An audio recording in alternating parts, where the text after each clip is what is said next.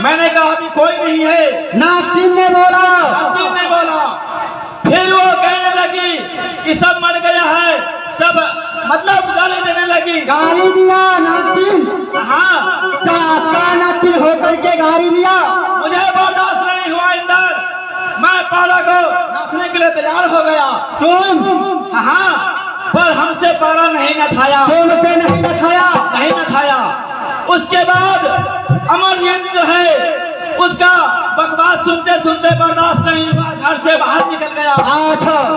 जब अमरजीत को देखा वो नास्तिन, तो वो गाली देने लगी कि महाराज में सब हिजरा है, बउआ है, बउआ को बर्दाश्त नहीं हुआ। और वो कुछ कहने लगी कि ये राजा अगर ना देगा फिर भी मैं चली जाऊंगी, बच्चा है तो क्या है। आगे बोलो। फिर अमरजीत जो है अपने मोहब्बत की शान रखने के लिए पारा को नाथ दिया। मेरे भाई पारा को नाथ दिया। हाँ, तो बहुत अच्छा काम किया। आगे क्या हुआ? उसके बाद मुझे पता ही नहीं चला जो अमरजीत कहाँ गया। पारा नाथने के बाद मुझे कुछ पता नहीं। क्या? जब नास्तिन जाने लगी मोहब्बत से तो उसके पास एक सुगा था और सुगा हमारे सामने में राम राम पढ़ाया। सुगा को लेकर चली गई। उसके बाद अमरजीत नहीं मिला, अभी तक नहीं मिला। क्या उसके बाद मेरे भाई नहीं था? नहीं। अरे नास्तिन न लागे रे किला मोहब्बत में दुश्मन बन के आया। चाचा रे चोरी जतर के ले डाला चिनियारला। हर चोर ले गई दुश्मन किला मोहब्बत से।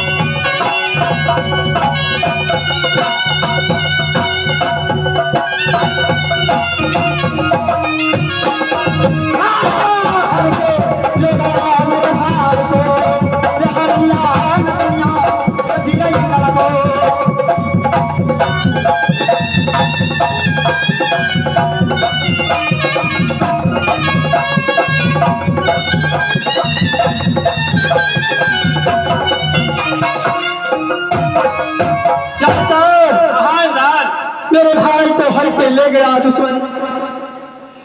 रे जोरा से बेजोरा रे बन गए नरिंदर की आह्वान। भैया चाचा मैंने वो भाई के जोड़ी किए मोहब्बत में कहते थे। आज मैं अकेले पड़ गया। रे भाई बिना कैसे रहेगा इंदर राज महाराज। रे भाई कराना इंदर